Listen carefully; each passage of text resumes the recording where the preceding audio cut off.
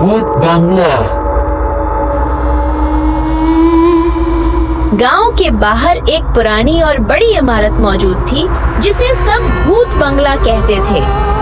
ये इमारत खुस्ता हालत में थी, छत के कोने झुके हुए थे, खिड़कियां टूट चुकी थीं और दरवाजे हमेशा चरचराते रहते थे। गांव के लोग कहते थे कि उस बंगले में भूत रहते हैं और जो भी वहां जाता वापस नहीं आता। उस कहानी के मरकजी किरदार 4 दोस्त थे, आमिर, ज़ैनब, अली और सारा। ये चारों बहुत अच्छे दोस्त थे और हमेशा एक साथ खेलते थे। आमिर गरबा का सबसे बहादुर लड़का था, ज़ैनब बहुत समझदार, अली मजाक करने वाला और सारा हर मसले का हल निकालने वाली ज़हीन लड़की थी।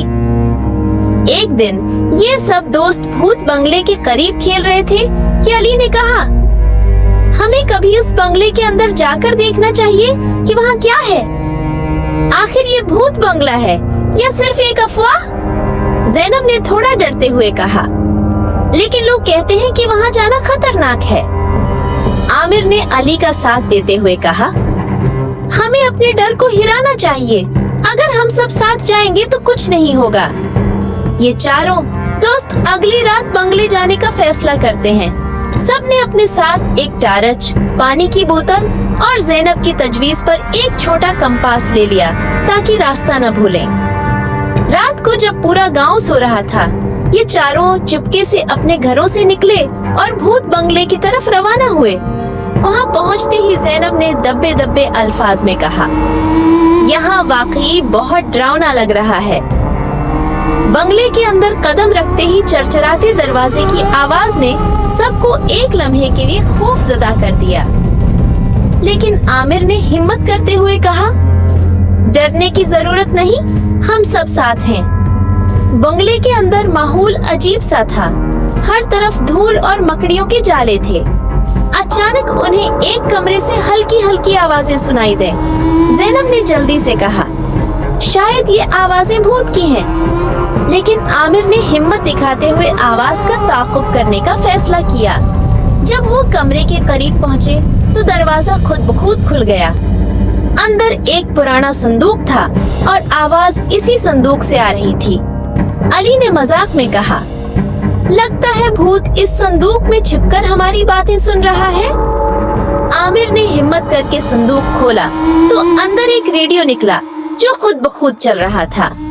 ज़ैनब ने हैरत से कहा, ये तो सिर्फ एक रेडियो है, लेकिन ये यहाँ आया कैसे? तभी अली ने कोने में कुछ अजीब सी तस्वीरें देखी। वो सब तस्वीरें एक आदमी की थीं जो एक साइंसदान लगता था। इन तस्वीरों के नीचे एक डायरी भी रखी हुई थी।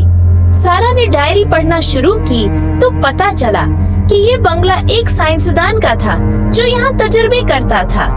लेकिन एक दिन हादसे की वजह से उसकी मौत हो गई और लोग समझने लगे कि बंगला भूतों का ठिकाना है। ये जानकर सब दोस्तों ने फैसला किया कि वो गांव जाकर लोगों को हकीकत बताएंगे। सुबह होते ही वो गांव के बुजुर्गों के पास गए और पूरी कहानी सुनाई। बुजुर्गों ने पहले यकीन नहीं किया, लेकिन जब बच्चों ने उन्हें डायरी और तस्वीरें दिखाई तो सबको यकीन आ गया। गांव के लोग बहुत खुश हुए और उन्होंने भूत बंगले को ठीक करके एक यादगार के तौर पर महफूज करने का फैसला किया। ये कहानी हमें सिखाती है कि खौफ अक्सर हमारे ज़हन की पैदावार होता है और अगर हम हिम्मत और समझदारी से काम लें तो बड़ी से बड़ी मुश्किल को हल कर सकते हैं।